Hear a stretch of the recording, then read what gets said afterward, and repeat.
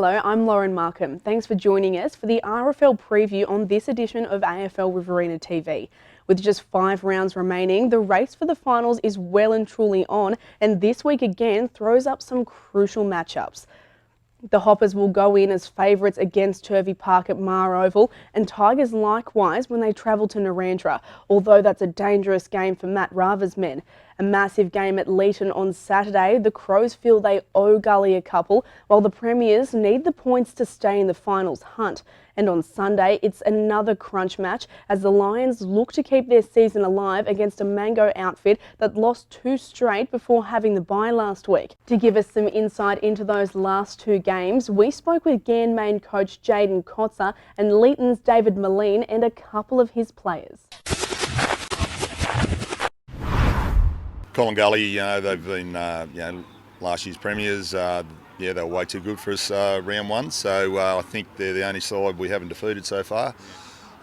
So look, another challenge. Yeah, Gully played really well against us. I went and watched them against Tigers last week. It was neck and neck all day. Tigers just got over them in the end. So Gully have still got it there. They've got the personnel there. They've got some really good young kids who like to run and carry the footy and take a few risks.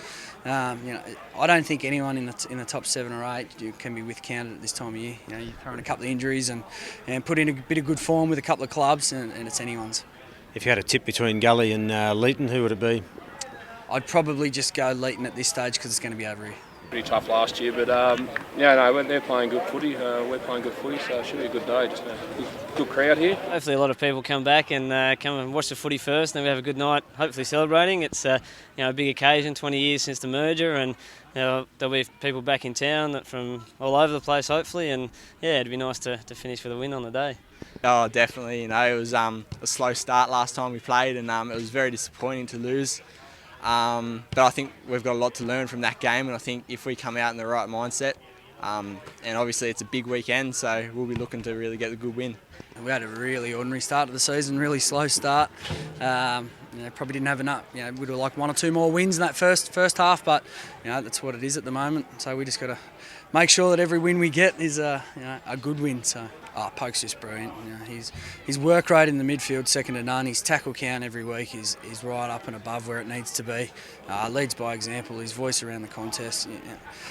He's probably the most informed player that we have at the moment. Benny Walsh just does the job, plays in the ruck, goes forward, goes back. Did the job on Irwin today after he kicked a few. So we're happy with the group. We just want to keep building and keep progressing. So we've got five games to go. We probably need 4 wins now. And what do you work on in particular for that last few weeks? We just want to get as much footy in our hands. The fitness is pretty much there, I reckon. We just need to keep the footy in the hands and making sure that we limit a few of those errors. I guess different styles of play. Mango certainly run it, spread pretty well. They had us on the hop a bit all day.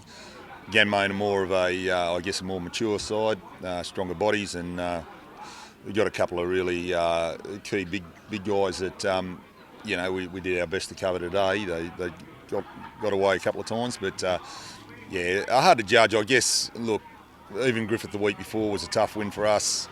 So look, I certainly the results are speaking for themselves. There's no one that I would rank as any real favourite for the flag. I think any one of the top 7, 8 sides can get there on their day. So I think a lot will depend on how sides are faring coming into finals with injury and obviously a bit of form, but the players they can get on the park can make a big difference.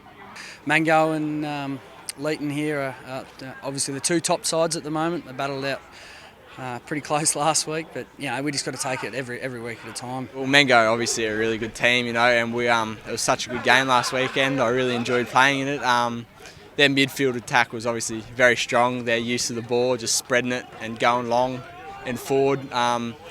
It's something that we are still learning to do, but I think once we develop and get a little bit more into the season, I think we're going to be able to really compete. They play a really good style of footy. They've got some really good balance between inside ball winners and speed on the outside, and some good key forwards as well. So look, they've been really strong. It's hard to pick teams. I mean, everyone's beating everyone, so it's still fairly open with lots of footy to go. So the next few weeks is going to find out where teams are at and give us a good sense of how it's all going to sort of unfold.